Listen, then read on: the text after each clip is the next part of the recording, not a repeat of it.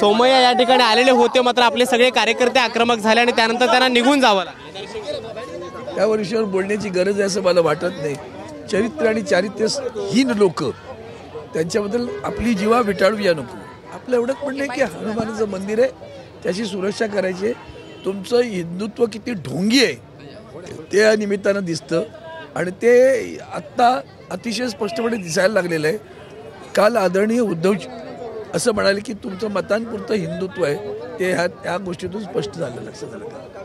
मुंबईमध्ये आज अनेक ठिकाणी मराठी माणसं राहत आहेत, तुमचा पक्का घराचा वादा कुठे गेला तशातला हा भाकरा आहे, लक्षात। म्हणून मला असं वाटतं की आज आमची निदर्शनं आहेत, आम्ही या मंदिराला हात लावून देणार नाही म्हणजे देणार नाही बस। तुम्ही हा मुद्दा धरल्यानंतर भाजपच्या अनेक नेत्यांनी आज रांग लावली या मंदिराकडे, त्याकडे कसं बघताय? उलट तुमच्यावर त्यांना ते म्हणजे आता कळून चुकलं, हातातून निसटलं तर ते ताबडतोब प्रसिद्धीला हपापलेली लोक आहेत। होय, आम्ही दिली का तुमच्याकडे कधी? माझी रील घे आता प्रेसिडेंट, त्यांचा धंदा आहे तो पहिला आला ना, पोपट ट्रेचा धंदाच तो आहे।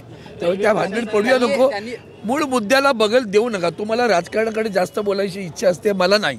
मला असं वाटतं आमचं मंदिर आहे, हिंदूंचं मंदिर आहे, हनुमान मंदिर आहे, त्याची रक्षा करणं एवढंच आमचं काम। रेल्वे प्रशासनानं हस्तलिखित ऑर्डर काढलेली आहे आणि त्यामध्ये स्थगिती देतोय असं म्हटलेलं आहे, मात्र बघू अजून अनिल देसाई साहेब याच्यात आदित्यजी येऊ दे, आल्यानंतर बघू। माझ्या हातात काय अजून आलेली नाही ऑर्डर। किरीट सोमय्यांनी एक उद्धव ठाकरेंवरती टीका केलेली आहे की जो स्वतःच्या बापाचा होऊ शकला नाही तो काही जनतेचा काय होणार अशा पद्धतीने। तू कोणाचा आहेस ते नक्की सांग, घरात लोकांना माहिती नाही तू कोणाचा आहेस ते अजून।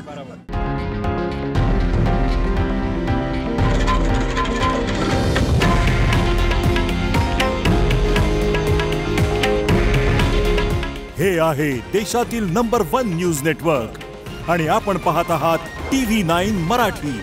काळजी तुमची, हित महाराष्ट्राचं।